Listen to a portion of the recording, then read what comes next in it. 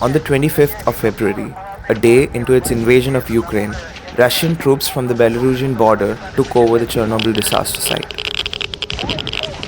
This was followed with an immediate spike in radiation levels in the Pripyat exclusion zone. A week later, invading troops shelled perimeter buildings of the Zaporizhzhia power plant, the largest nuclear facility of its kind in all of Europe.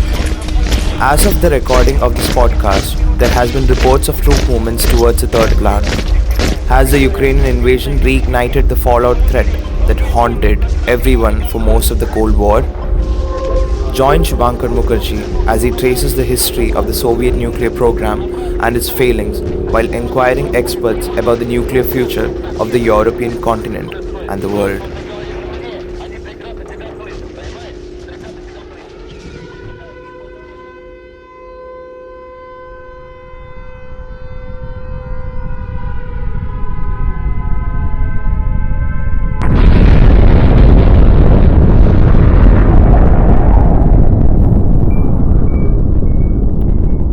Precisely 4 years following the bombing of Hiroshima and Nagasaki, on the 29th of August 1949, the USSR detonated its first nuclear bomb, christened First Lightning. NATO nation states who had previously predicted the Soviet Union to not be nuclear capable till 1954 were left shell-shocked. They weren't the only ones caught off guard as well. The Soviets hadn't anticipated the position of surveillance technology by the West that alerted them to the fallout from tests. Through espionage rings embedded in the Manhattan Project, the Soviets had gotten hold of schematics that led them to build the bomb. On 29th of August 1949, the Cold War was on. That's why these children are practicing to duck and cover just as you do in your school. We all know the atomic bomb is very dangerous. Since it may be used against us, we must get ready for it, just as we are ready for many other dangers that are around us all the time. 5 years from this day, on the 26th of June 1954, the Soviets commissioned their first civilian nuclear facility for energy production in the city of Obninsk, southwest of Moscow. The West, previously half a decade ahead of their eastern competitors, was now lagging almost 4 years behind in civilian nuclear technology. The Obninsk reactor, a prototype, laid the foundation for the revolutionary RBMK reactor design that was to be widely adopted all over the Union in the near future. Almost 32 years since this date, the death of the RBMK reactor would be marked when a long overdue design flaw in the system, combined with cross-human negligence, resulted in the fourth reactor at the Chernobyl plant in the Ukraine SSR to explode. Нас задели! Мы потеряли патрон хвоста! Мы надаем язык кружения! Заряжаю взрывчатку!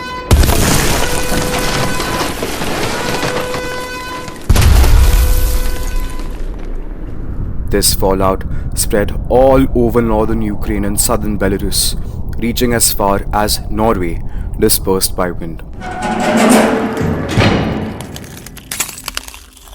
Through the virtuous sacrifice of many plant workers and cleanup crew, who mostly died of radiation-related sickness shortly thereafter, the lethal fire blazing at the core was doused, the site cleaned and entombed in a steel and concrete sarcophagus that was reinforced further in 2017.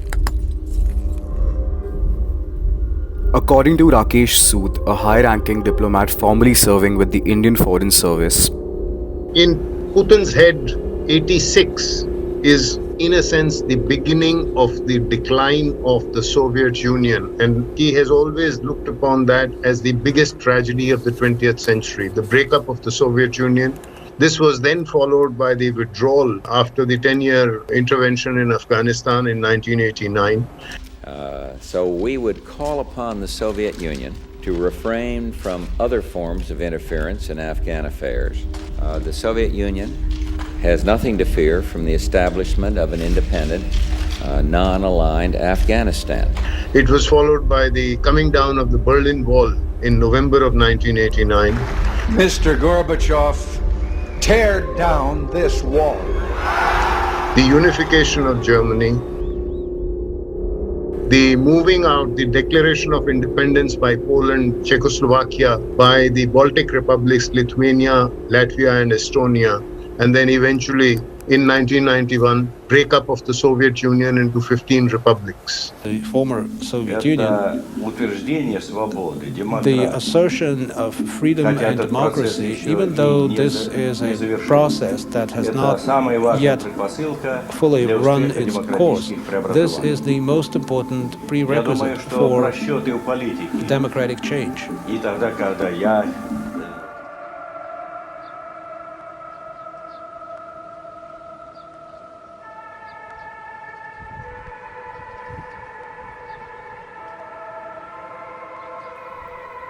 Ukraine's relationship with Russia in and beyond the ambit of the USSR has been a contentious one. In 1922, Stalin had induced an artificial famine in the region that killed more than 4 million ethnic Ukrainians. Today, many countries recognize it as a genocide. The locals call it the Holodomor. Following the splintering of the USSR, Ukraine, along with Belarus, Kazakhstan, inherited a large chunk of the broken Union's nuclear stockpile in 1992. While Belarus and Kazakhstan readily handed their nukes to Russia, the direct successor state of the Soviets, Ukraine, possessing a third of the USSR's entire stockpile, unlike its compatriots, was reluctant to do so, desiring autonomy from Moscow's historic dominion over it and wanting to forge its own path. NATO and the international security paradigm, however, convinced the fledgling nation-state to give up their arms for the sake of peace. 20 years later, the Ukrainians, betrayed by the modern Kremlin regime, have come to regret this. One begs the question thus, why is Chernobyl, a radioactive wasteland, strategically important for the invading Russian army? It lies astride the entry point towards the river, towards the capital Kiev. And if some reports are to be believed, perhaps the river is intended to be the dividing line between the east and the west Ukraine. Colonel Ajay Shukla, a prominent defense analyst and a frequent contributor to many major publications in understanding the global security paradigm, further adds, the dependence on Russian energy supplies is very real, not just oil and gas, not just petroleum, but also LNG, liquefied natural gas and so on, which makes the energy dimension of this entire operation extremely important. What Russia will plan is to increase the dependency on Russia, and that is something that it has to a great extent succeeded in doing in its operations. The recent change of administration at the Chernobyl site has resulted in a radiation spike registered on sensors all over the exclusion zone. However, experts say this is largely due to contaminated dust and debris being kicked up by the invading forces, as opposed to a confinement failure in the reactor sarcophagus. Nonetheless, it will take but one misaimed artillery shell to unleash the lethal debris all over again. In Vladimir Putin's warped worldview, the invasion of Ukraine is an attempt at reconquering lost Soviet glory. However, the crimes of the Union remain to be re-inherited as well.